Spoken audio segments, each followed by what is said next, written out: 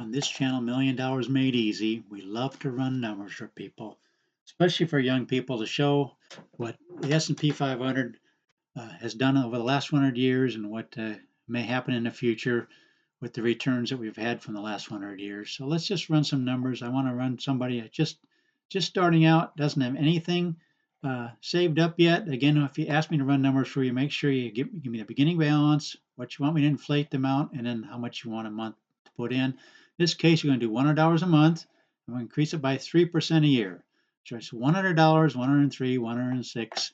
And I want you to just stand ready to be amazed at the kind of money you can have with just $100 a month when you have a long period of time. Time is your greatest asset when it comes to investments.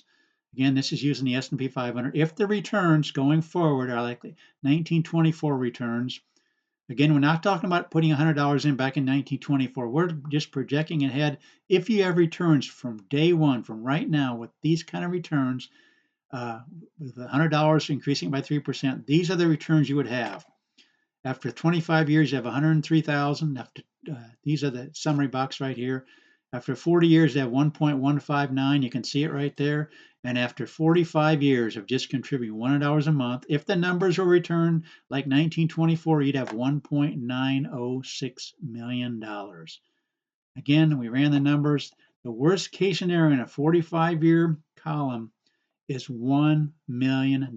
That's why we call the channel $1 Million Made Easy, because $100 a month, increasing that every year by 3%, going down through, you can see it's increasing by 3%.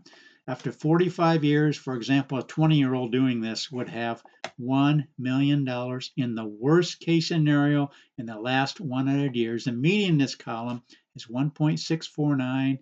And there's actually a year you would have had 3.116.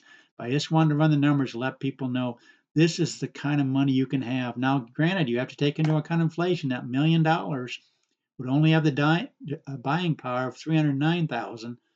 This 1.649, 45 years later, with a 3% inflation rate, would have a buying power of 505,000.